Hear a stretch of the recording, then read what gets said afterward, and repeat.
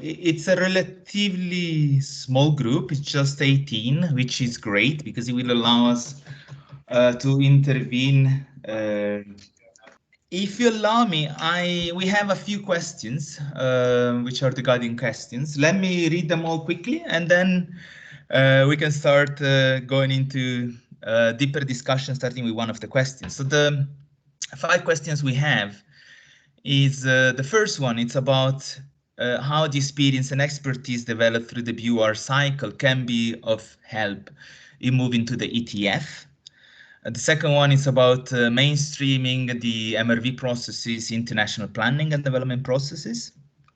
The third is about how we can use existing capacities to support the preparation and reporting of BTR. And I think these questions could be linked to my intervention before on the South-South cooperation. The fourth question is about key areas of capacity buildings that may be required in moving forward. And the fifth question, which is, unless you disagree, which is the question I would like to start with. We have heard that some of us speaking before have mentioned CBIT, the Capacity Building Initiative for Transparency. What role, if any, can it play in supporting us in creating capacities as we move to the ETF?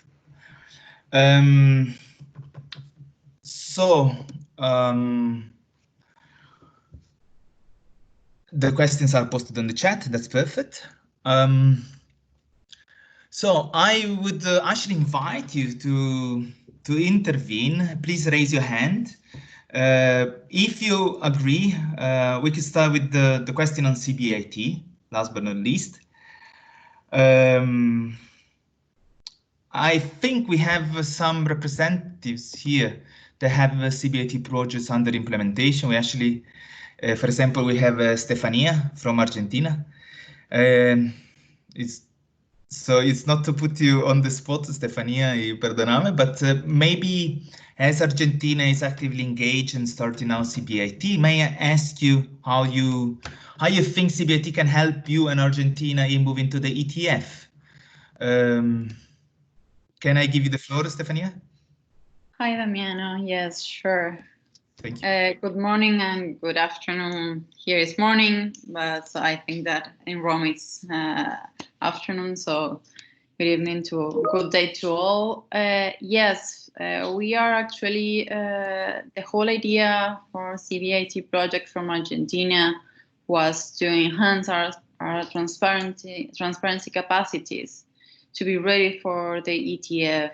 The whole planning process was include all the gaps and needs that we have identified in our previous reports in the BURs and the first and the second one, and we tried to align them and organize them in order to have a coherent project that would address not only the GHG inventory but also the domestic MRV, and also we are starting to getting ready for the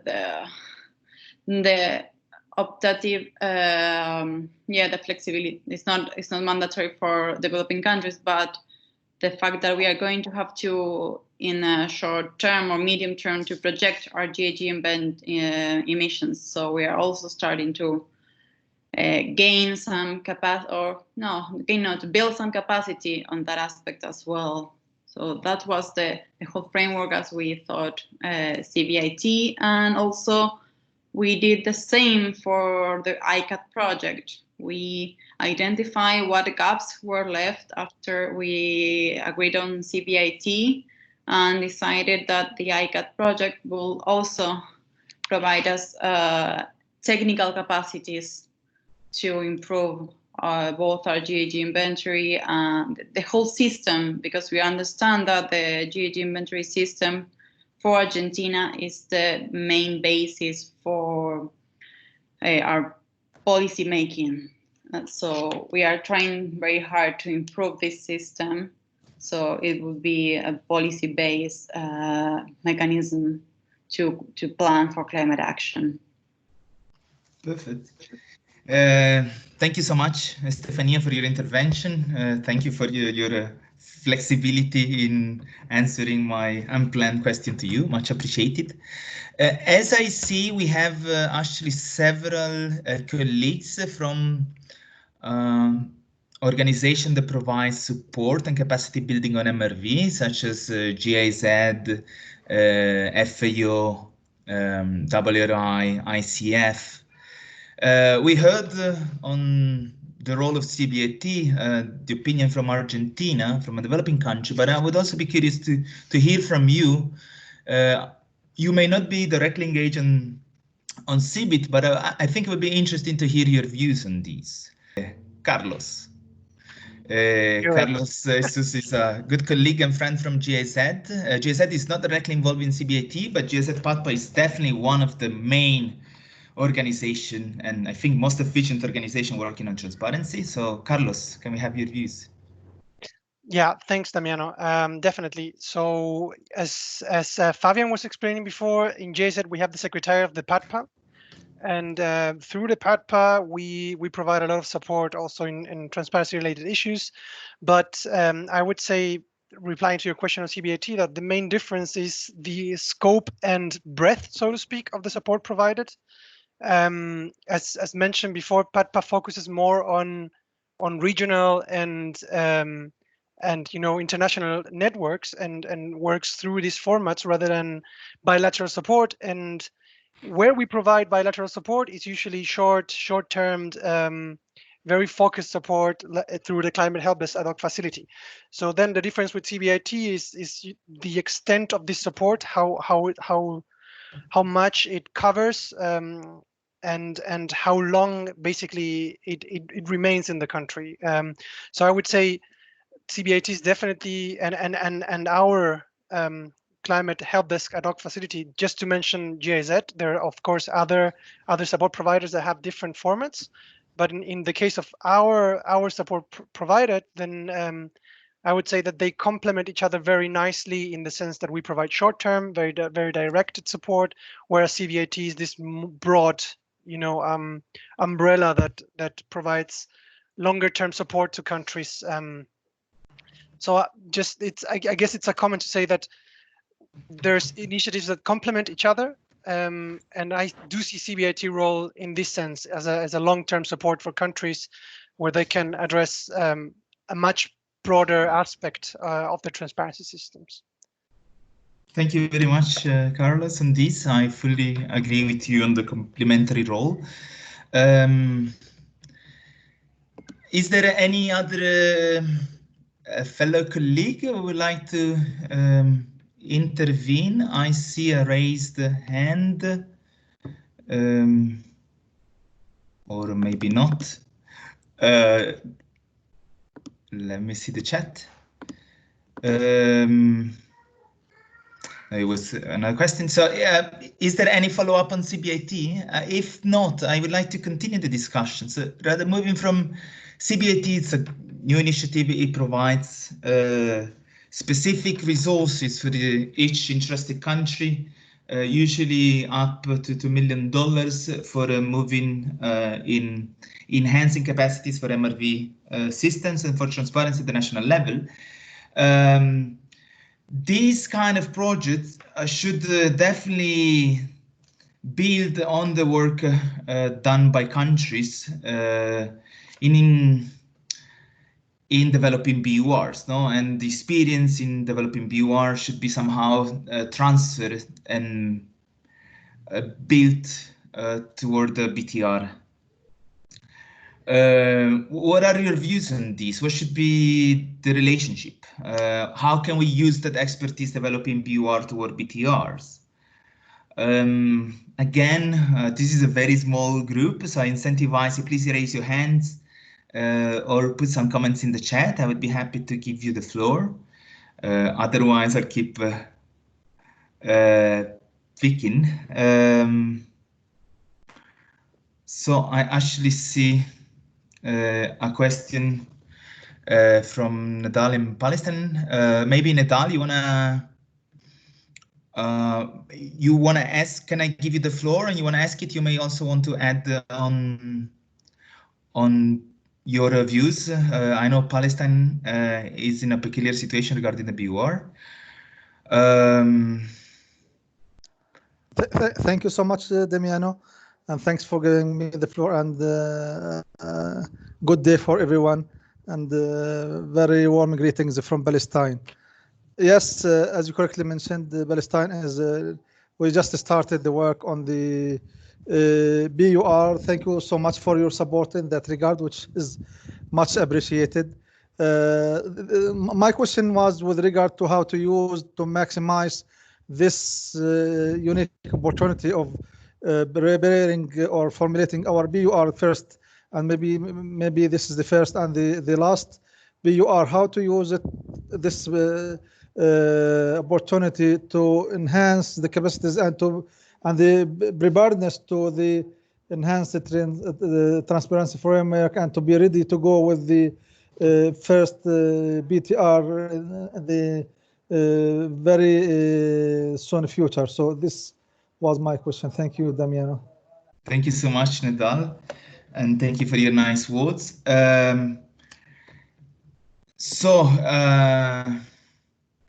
I wonder if there's anyone that wants to reply to Nidal's questions, so to avoid having me speaking too much. I saw that Siddhartha raise his hand. I don't know if it's to provide your comments on Nidal's question. Yeah. So Siddhartha, Yeah. Thank you.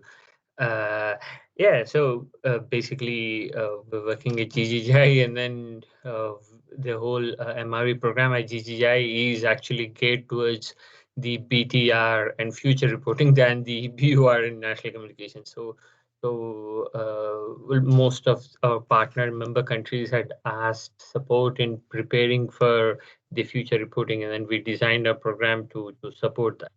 So to respond to Nidal's question, so I think the first and foremost, as Jigme and everyone else was saying, that a lot of reporting information under the BUR and under the BTR, there's an overlap. So any system that is used, any institutional arrangements which are used to prepare the BUR can more or less be continued or should be continued on to the BTR as well.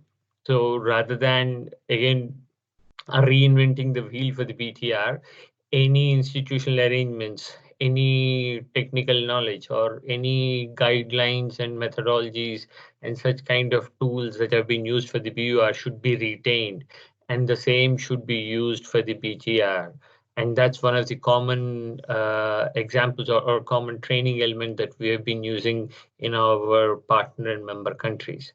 So that, I think, is the first one. And secondly, like or going into more technical aspects of, say, that you have the same activity data templates and sheets, which can then be used to get the kind of data and information required for the BTR, and even the emission factors that are used for preparing the BURs can definitely be continued on to the BTR unless you expect a major change. So I think the first thing should be that these congruence points should be identified, and then like in preparing the BUR itself, that awareness is built in, that this is the same system, or these are the same systems that have to continue on to the BTR. Thank you very much, Siddhartha. I fully agree with you. I would also like to give the floor to Felipe, whose hand was raised. Thank you.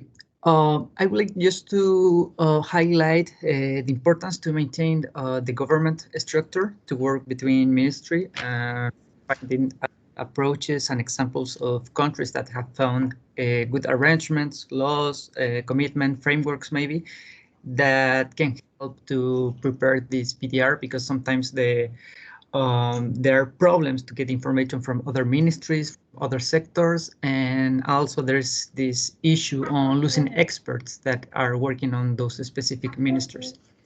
That's pretty much it. Thank you. Thank you. Thank you so much, Felipe. On not losing on your last point about not losing experts, I fully agree, and I see lots of cases where, for example, a BUR is submitted and then there's a gap in between the submission of the BUR and before the start of the new BUR. By having a gap, there's a high risk of losing indeed very valuable national experts. So in this sense, the suggestion is always to maintain a continuous flow of projects. So ideally 6 months before submitting the BUR, you as country representative, you should be encouraged to go to your UN agencies of reference, usually it's either UNDP or UNEP, and request to start designing the proposal for the new phase. The same will apply with the BTR cycles. 6 months before finishing the BTR, request new resources so that we can maintain a continuous flow of resources, which means maintaining a continuous flow of project experts as well.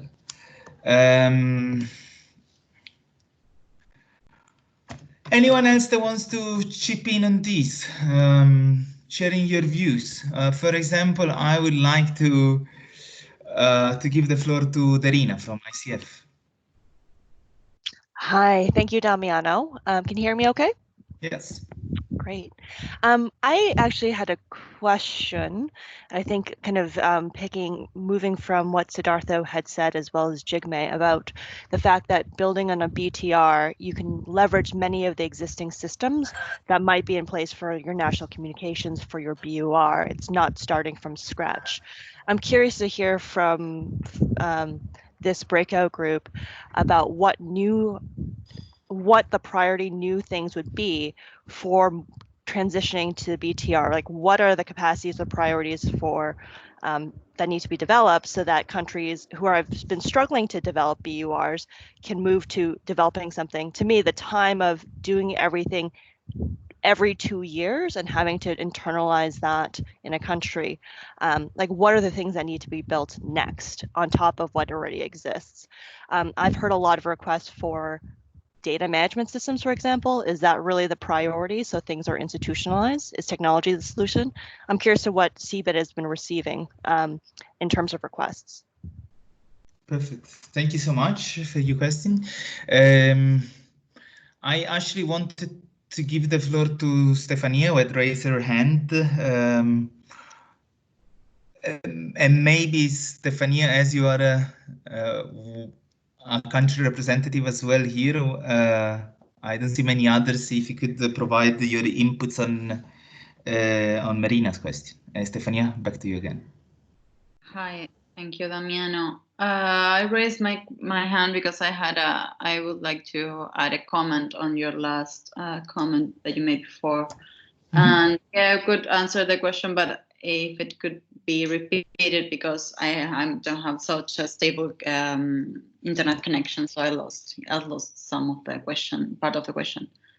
Regarding the fact that what you were mentioned about the length of the projects and the stability of the people, the team, from the country perspective, that's something that it's always present, and we are always trying to do kind of a puzzle in order not to lose the expertise already gained. But sometimes we face with some bureaucratic issues, both at the national, at the international level, and I think that it is important that both the agencies and the countries would how would I say it, agree, or at least try to simplify the process of between getting one project and starting a new one, because sometimes it's too bureaucratic, and there's where you have these gaps where you might lose some of the capacities already gained. We are trying since a couple of years to enhance the capacity and work as a whole team. For us, there's no distinction between the people who are hired by Argentina's government and the ones that are hired by projects. We work as a whole team, and we address the Argentina's climate policy as the biggest objective we have. And that has been working really well, and has enable us to improve our reporting, our reports immensely if you compare BOR1 to BOR2 and our recently presented BOR3, when we were able also to submit the national inventory report. So our capacities are increasing, but we are still facing some big issues when transitioning to one project to another. And if you could repeat the question, I will thank you so much. Sure. No, thank you so much, Stephanie, and sorry for coming back to you with several questions. But the question Rina was asking was, in your view, or for Argentina, what should be the most urgent capacities that needs to be built to develop a BTR, a successful BTR in the proper timeline? Is there anything you're missing, or capacities have been? I mean, I know the case of Argentina. Really, see capacities have been growing a lot. But do you think there's something that's still missing that you would need to accelerate in building capacities now? I could, yeah, if I could highlight something, and that's on. It won't be Argentina's point of view. Actually, it's my point of view, since in my personal capacity of working in Argentina's national directorate, climate change directorate, I think it's the capacities on projections. We are struggling with all the projections, modeling, and that type of tools has been kind of hard to develop because there are many tools out there that are like black boxes. And we prefer to have things that are open source that we can understand. We want to, as I told you, our GHG inventory is the base of our climate policy. So we need that everything that we do is based on our GHG inventory. We know it's hard because our system is very complex, but we need to align all the efforts to be compatible with inventory. And for now, we have been struggling finding models or tools that allow us to model into the future, or even to do backcasting, that are transparent enough or open enough so as to understand it and be able to modify them. Not a lot, but at least some categories or some aspect of them to align them to our main key categories or main sectors, because most of the models out there are good for developed countries, but for countries like ours, where a folio is a huge part, we need to be able to adapt it and to be able to reflect our national circumstances. Thank you, Stefania. I actually agree that there are several projection tools. Sometimes I think it's a bit confusing, and a proper assessment should be done at the national level to compare the different tools to assess which one is also open source, which I think is a big advantage. And it's a discussion that I think also from our side as support providers we should hold more often. Still, I would be happy to provide more input from UNDP side, but this is not about me speaking. So I would actually like to ask the same questions that I asked Stefania, which area may be the most challenging in moving to BTRs. I have 3 colleagues working in at the country level. I have Vimla from Mauritius, Liv from the UK presidency, and Kim Min-yong from Korea. So I would like to ask to any of the 3 of you your inputs on this question. Again, if not, I will give the floor. Liv, can you share? You are from the UK, it's a developed country point of view. It may be different, but at the same time, I think it's interesting to hear the national circumstances there. And after your intervention, I'll give the floor to Sid, who raised his hand. Sorry, Sid, for this. Liv, please. Thank you. Thanks, Damiano. Yeah, obviously speaking from a developed perspective, the UK is just beginning to prepare its plan for the BTR. I understand that we as a country have quite developed institutional arrangements when it comes to big teams of people who are responsible for preparing our reports under the convention. I'm mostly here from a COP26 presidency point of view, hoping to understand more about developing countries, particularly vulnerable countries' needs in this regard. I'm working in the COP26 presidency team, leading some work on capacity building for transparency.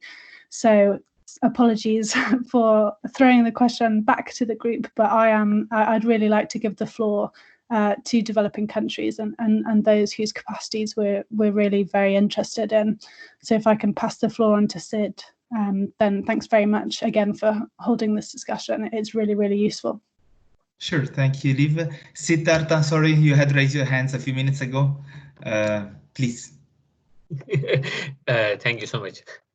Sorry. So just to go on to what Terina was saying, and the others are also asking, just to quickly, that definitely simplifying the country's internal policies is one of the common challenges that we had seen that should definitely quicken the pace of all of these processes. And on the major demands, the common demands or the common request for support that we have received is definitely on the greenhouse gas management system, on the database management systems, or where the data can be easily fed into. But what the common questions or requests has also been on developing the subnational capacity, that you have the central agency which has all the capacity, but then the other departments, other divisions, and even within the central agency, you have the other subnational data providers or actually the foot soldiers who don't have that capacity. So that was the second area of demand.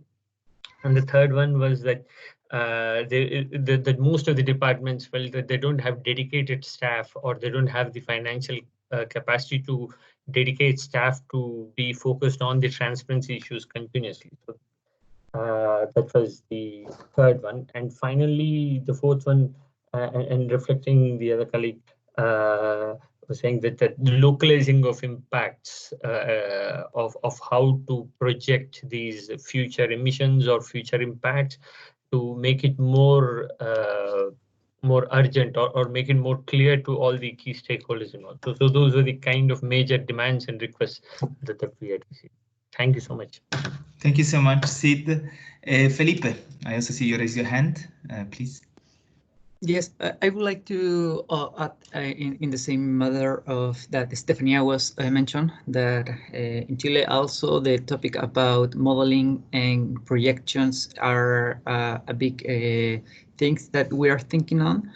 In fact, we are using the CBIT project to work in a system for perspective.